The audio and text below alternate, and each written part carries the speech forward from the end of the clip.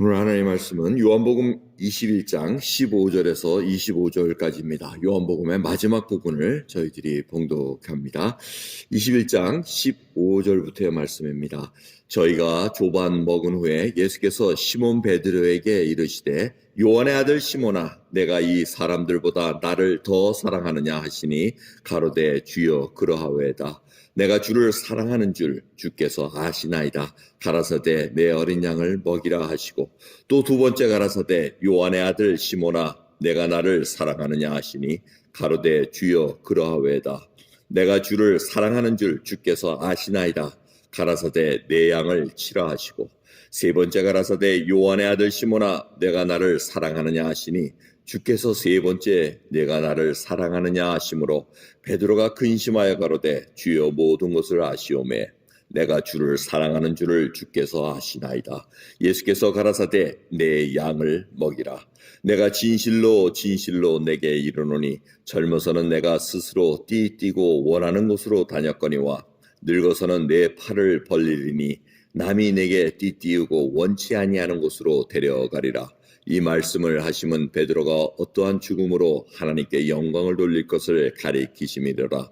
이 말씀을 하시고 베드로에게 이르시되 나를 따르라 하시니 베드로가 돌이켜 예수의 사랑하시는 그 제자가 따르는 것을 보니 그는 만찬석에서 예수의 품에 의지하여 주여 주를 파는 자가 누구오니까 묻던 자로라.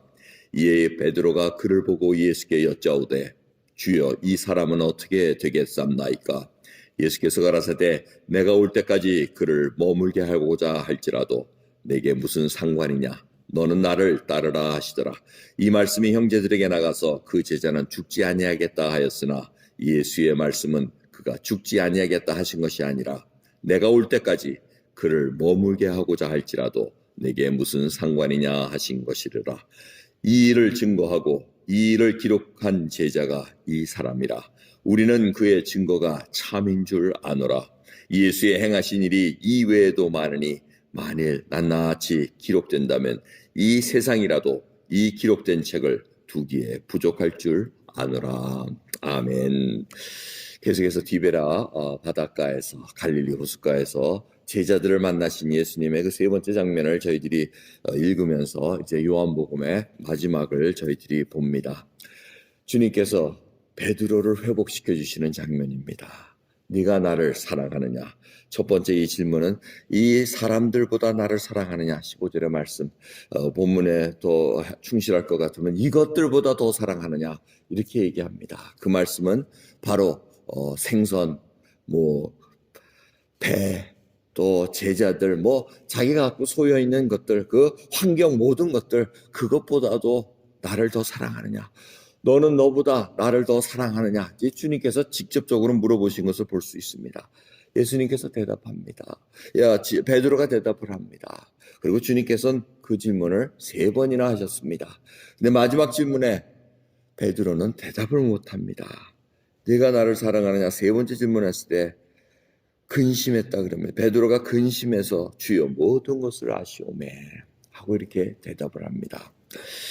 자, 그 이유는 무엇입니까? 바로 이 숯불을 펴놓으시고 또 베드로에게 3번씩 질문한 이 모습은 바로 베드로의 부인했던 모습을 우리가 연상케 됩니다.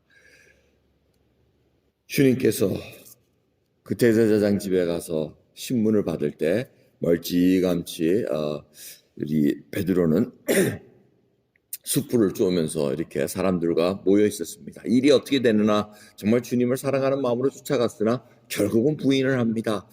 여자 계집 종이 너도 그 사람 그와 같은 파로다 이렇게 얘기했을 때 아니라고 나중에 저주하면서 주님을 모른다고 부인했을 때 닭이 울었던 것을 기억하실 겁니다. 주님께서는 그 베드로의 그 상처를 알고 계시다는 겁니다. 베드로의 자신은 얼마나 괴로웠겠습니까? 그런데 주님께서는 그 장면으로 다시 확인시켜 주시면서 네가 나를 사랑하느냐? 주님의 그 사랑을 회복시켜 주시기를 원하는 그 모습을 우리가 봅니다. 그러면서 사역을 확신시켜 주십니다. 내 양을 먹이라, 내 양을 치라.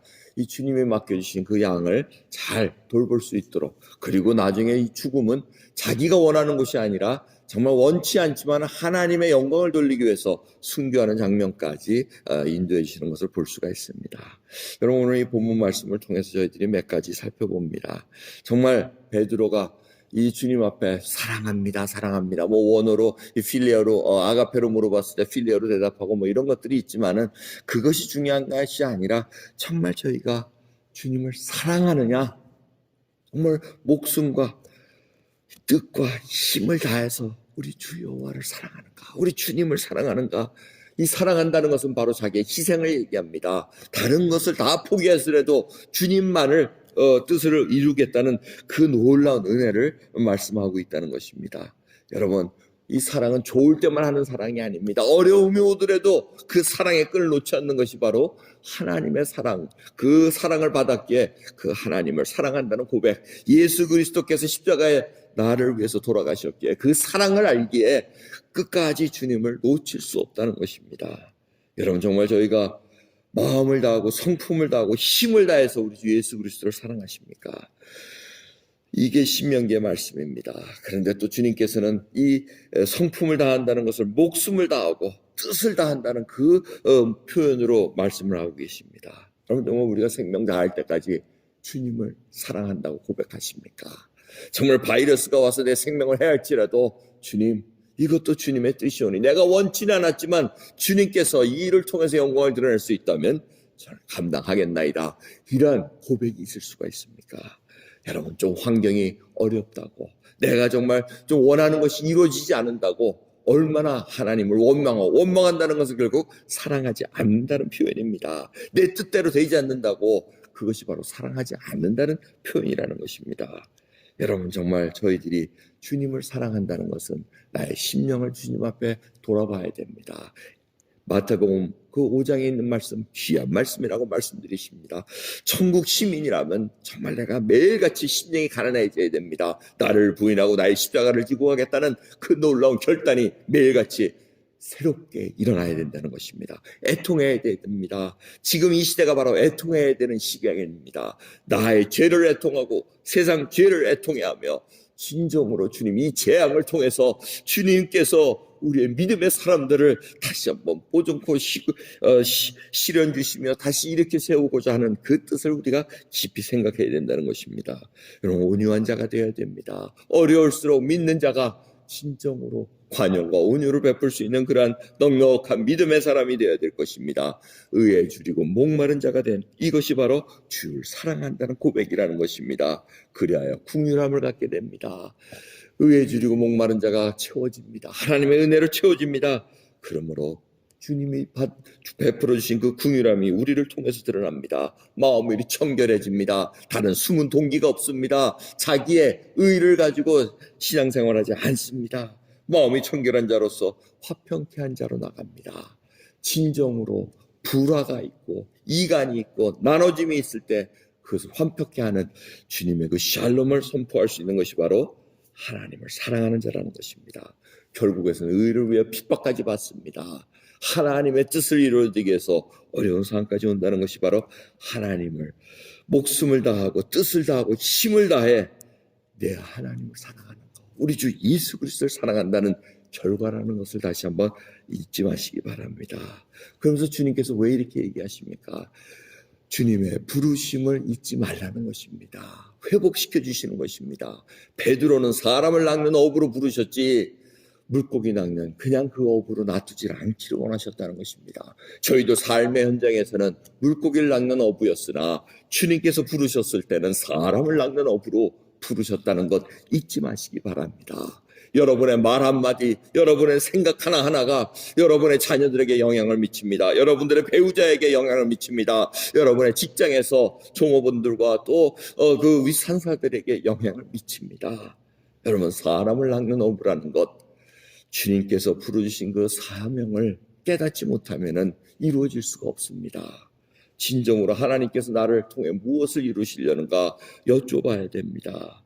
여러분, 진정으로 그것이 회복된 자는 이제는 걸어갈 수가 있습니다. 근데 참 재미있게도 오늘 본문 말씀을 보면은 베드로가 그렇게 회복이 됐습니다. 자기의 상처, 예수 그리스도를 부인했던 그 누구도 정말 알아줄 수 없는 그 마음, 닫혀진 마음을 주님께서 열어놓고 사랑으로 회복시켜 주시면서 주님을 사랑할 수 있게끔 만듭니다. 자, 그렇게 회복됐더니 어떻게 얘기합니까?